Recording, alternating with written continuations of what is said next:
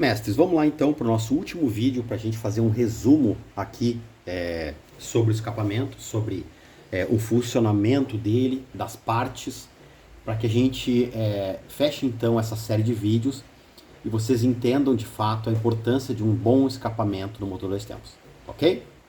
Então vamos lá, mestres. Bocal, ou como a gente chama também, a flange, né?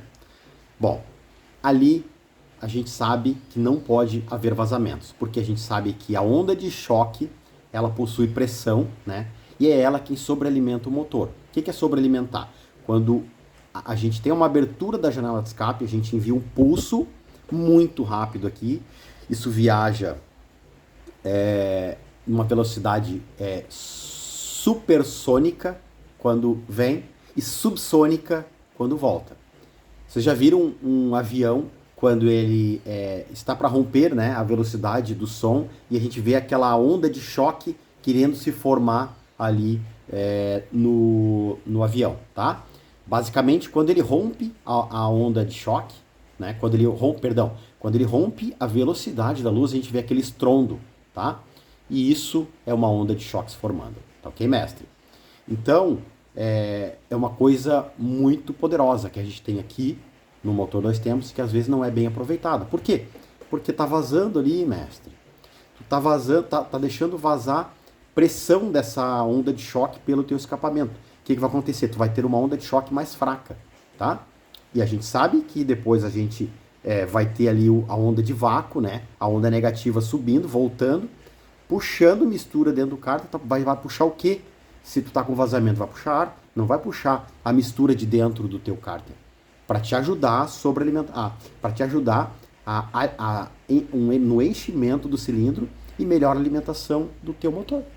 Então, vai perder potência. Então, essa é a importância do nosso bocal ou do nosso flange, que ele fique muito bem vedado, tá? Não pode ter vazamento aqui, mestre, tá? Tá vazando óleo, te preocupa porque tu tá tendo vazamento, tá? Depois a gente viu aqui o cabeçalho, da importância dele, né, que é criar um tempo específico para que a onda de choque chegue aqui no nosso difusor e então, de fato, essa onda de choque se expanda, né, e nesse efeito de se expandir, ela crie uma onda de pressão negativa que sobe e chega lá no nosso cilindro quando as transferências estão abertas. Então a gente consegue puxar a mistura de dentro do cárter, tá? Então o pistão descendo não é a única forma da gente alimentar o cilindro com mistura fresca, tá? Então, deu o tempo necessário, a onda chegou aqui, o nosso difusor, né? Dependendo do ângulo de abertura aqui, a gente cria uma onda de pressão mais longa ou mais curta. Onda de pressão negativa, ou seja, vácuo, tá? Vamos falar de vácuo, porque daí a gente não confunde com essa onda de pressão positiva. A gente está falando de uma onda de pressão negativa. Então, dependendo do diâmetro que eu tenho aqui, né, de abertura aqui do meu difusor, se eu tenho um ângulo maior, né, essa onda de choque ela se expande muito mais rápido, né? Então, esse efeito é muito mais explosivo. Então, o que eu vou ter? Uma onda de vácuo mais explosiva, porém ela é forte e curta. Se eu tenho um ângulo menor aqui, né, eu vou criar uma onda de pressão negativa mais longa, né, porém mais fraca. Então eu posso pensar que uma onda de pressão, uma onda de vácuo rápida, me ajuda no motor, por exemplo, que tem câmbio CVT, que eu consigo trabalhar numa faixa de RPM muito estreita, né, ou um kart shifter, né, que trabalha ali em trocas de marcha muito rápidas com picos de potência. Ah, mas eu quero uma moto, por exemplo, a motocross. Eu não quero esse pico de potência, eu preciso espalhar minha banda. O que eu faço? Eu vou usar difusores com abertura menor, certo? E a gente vai ver em motos aí de motocross que aqui o difusor ele é bem alongado, né? E com vamos dizer, um ângulo de abertura pequeno. Veja como esse aqui é grande, né? E existem maiores ainda. Mas esse aqui basicamente é o limite, tá? Mas isso aqui é feito para uma KR 150 de arrancada, que trabalha com, não diria pico de potência, né? Mas tentando ali aumentar o máximo de potência e trabalhar em trocas de marcha dentro dessa banda de potência muito forte, tá? E ela pode fazer isso porque ela tem, vamos dizer, uma aplicação específica para isso, né? Trabalhar em trocas de marcha muito rápidas e fazer aqueles 201 metros ali o mais rápido possível, ok? E aí depois a gente viu aqui a nossa barriga, que ela é uma parte inútil dentro do escapamento, né? Que ela não serve para nada, a não ser ajustar o comprimento do escapamento. Eu posso alongar, eu posso encurtar, eu posso fazer o que eu quiser com a minha barriga, né? Para que eu crie o tempo necessário para essa onda de choque ir e voltar e pegar o meu pistão aberto lá, ainda para fazer a sobrealimentação do cilindro, né? Aí com pressão positiva, nós estamos falando mais ou menos o efeito aí do turbo, né? No momento exato que o pistão está quase fechando a janela de escape para que essa onda de choque entre no cilindro, sobrealimente ele no exato RPM que eu quiser. Então eu calculo o comprimento do meu escapamento para que essa onda chegue lá num RPM específico que eu calculei, ok? Então depois, e o diâmetro dele nada tem a ver com cálculo. Não, a gente não calcula o diâmetro da nossa barriga. O diâmetro da nossa barriga é o quê? É uma função entre o ângulo de abertura aqui do nosso difusor e o comprimento dele. Então, dependendo do comprimento e do ângulo que eu criei aqui, eu vou ter uma barriga mais grossa ou mais fina. Motos de motocross têm a barriga fina. Por quê? Porque a conicidade aqui do meu difusor era pequena, certo? Vocês estão conseguindo enxergar minha mão? Então, né? Então, uma conicidade pequena gera uma barriga pequena, ou seja, com diâmetro pequeno. Entenderam isso, mestres? Por isso vocês vê escapamentos mais gordos e mais magros. Não tem nada a ver com litragem, como vocês escutam aí. É besteira, tá? Não existe litragem de escapamento. Existe ângulos, comprimentos que formam o volume do escape. Mas a gente pode ter um escape com uma litragem, né? Como o pessoal diz, litragem muito pequena para uma moto de 180 cilindradas, com uma aplicação para motocross, mas eu posso ter uma litragem altíssima, que é feita para um motor de arrancada, com as mesmas 180 cilindradas. Então a cilindrada não tem nada a ver com a litragem. Aliás, a litragem do escapamento não tem nada a ver com a cilindrada. A litragem do escapamento, e se a gente medir, a gente vai medir uma litragem, mas a gente não mede litragem. Vocês nunca vão ouvir falar em, bota umas garrafas PET, começa a tocar água pro escapamento para ver a litragem dele. Isso não importa. Isso é mito, mestre, tá?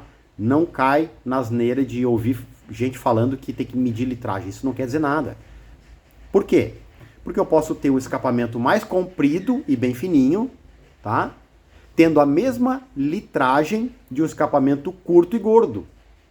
Aí vocês concordam comigo, depois de tudo que foi falado, que os dois escapamentos são completamente diferentes, que os dois escapamentos vão ter comportamentos completamente diferentes? Deu para entender agora, mestre? Ok. Então, o difusor, a gente viu que a função dele é devolver essa onda de choque para o nosso cilindro, de tal forma que eu consigo moldar também a minha curva de potência, né?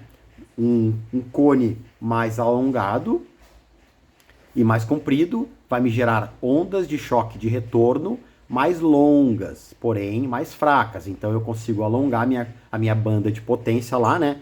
Se a gente olhar para um dinamômetro, né? Eu vou ter uma banda, vamos dizer, baixa, mas alongada, né? Longa aqui, ó. Né? Aí se eu pego o meu cone aqui, ó, eu começo a abrir o ângulo dele, o que eu começo a fazer com a minha curva de potência? Opa! Começo a ganhar potência, né? Porém esse motor fica pipe, ele fica estreito aqui, eu preciso trocar marcha muito seguido. E o que eu não quero, por exemplo, numa moto de motocross, é exatamente isso aqui, né? Eu preciso espalhar minha banda de potência. Ok, mestre? Então, dependendo, né, do formato e geometria do escapamento, a gente vai ter uma aplicação específica para ele, beleza?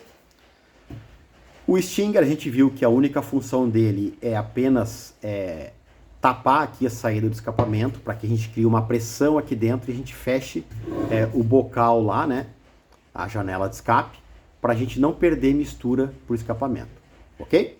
E o silenciador, né, a única função dele aí é silenciar o escapamento para que a gente não passe vergonha na rua, tá ok, mestre?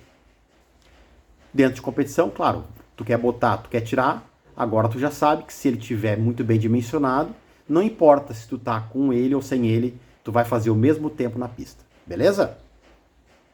Então, mestre, eu espero muito que tu tenha gostado dessa série de vídeos, né? Foram aí, esse aqui é provavelmente o 8º vídeo, nós falamos que faríamos 7, mas isso aqui é o resumo, tá? E vou nomear este vídeo como resumo, para que a gente consiga ligar os pontos, né? Ligar as peças aí, e que vocês tenham um entendimento mais profundo aí do funcionamento, da importância deste cara aqui nos motores 2 tempos, tá ok? Quer aprender a fazer todos esses cálculos aqui que eu te falei, mestre? Quer ser um mestre em escapamentos, tá? Tu aí que fabrica escapamento e não sabia de alguma coisa disso, cara, tá perdendo tempo de já não ter entrado no curso, porque tu vai aprender a calcular isso aqui com a mão amarrada nas costas depois. Os primeiros a gente tem uma maior dificuldade no cálculo, depois é que nem jogar videogame. Aprendeu, faz com a mão amarrada, com os olhos fechados.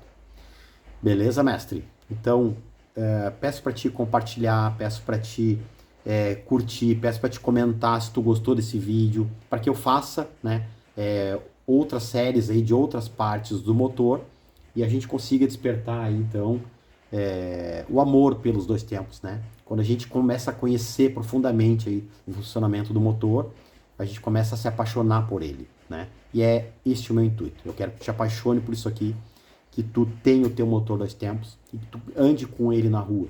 Ou nem que seja para deixar na tua sala ou deitado na cama contigo para